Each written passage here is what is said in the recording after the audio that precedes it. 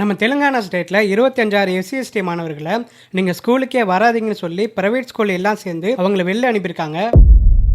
Telangana state government base அப்படின்னு சொல்லி ஒரு ஸ்கீம் கொண்டு வந்துச்சு. பெஸ்ட் அவைலபிள் ஸ்கூலிங் ஸ்கீம் அப்படிங்கறத இதோட அர்த்தமே. இந்த பேஸ் அப்படிங்கிற திட்டத்தோட நோக்கம் என்னன்னா, கஷ்டப்படுற ஏழை எளிய எஸ்சி எஸ்டி மாணவர்களை நாங்களே ஸ்கூல்ல சேர்த்து அவங்களுக்கான ஃபீஸ், அவங்களுக்கான யூனிஃபார்ம், அவங்களுக்கான புக்ஸ் எல்லாத்தையும் கவர்மெண்டே ஏத்துக்கும் அப்படிங்கறத இந்த திட்டத்தோட நோக்கமே. ஆனா இவங்க நம்ம தமிழ்நாடு கவர்மெண்ட் மாதிரி இந்த திட்டத்தை போட்டாங்களே தவிர இந்த திட்டத்தை ஒழுங்கா செயல்படுத்தாம அந்த எஸ்சி எஸ்டி மாணவர்களுக்கு கட்ட வேண்டிய ஃபீஸ் பணத்தை கட்டாம இந்த கவர்மெண்ட் விட்டதுனால இதனால தெலுங்கானா ஸ்டேட்ல உள்ள எல்லா பிரைவேட் ஸ்கூலும் சேர்ந்து 25,000 எஸ்சி எஸ்டி மாணவர்களை ஸ்கூல்ல வெளில அனுப்பி உங்களுக்கான ஃபீஸை எப்ப கவர்மெண்ட் கட்டுதோ அப்ப நீங்க ஸ்கூலுக்கு வாங்கன்னு சொல்லி அவங்க ஸ்கூல்ல இருந்து வெளில அனுப்பி இருக்கு. இந்த ஒரு விஷயம் தெலுங்கானா கவர்மெண்ட்டுக்கு போய் தெலுங்கானா கவர்மெண்ட் உங்களுக்கு கட்ட வேண்டிய பணத்தை கட்டி திரும்ப நீங்க ஸ்கூலுக்கு வாங்கன்னு சொல்லி திரும்ப இவங்களை ஸ்கூலுக்கு சேர்த்துக்கிச்சு. இதே இந்த தெலுங்கானா கவர்மெண்ட் வேற ஒரு ஜாதிக்காரங்களுக்கோ வேற ஒரு சமுதாய மக்களுக்கோ இதே மாதிரி ஒரு திட்டத்தை போட்டு நாங்க படிக்க வைக்கிறோம்னு சொல்லி ஃபீஸை கட்டாம விட்டு இருந்தா இதே மாதிரி வேற ஜாதிக்காரங்களையும் இதே மாதிரி ஸ்கூல்ல விட்டு வெளில அனுப்பியிருப்பீங்களா?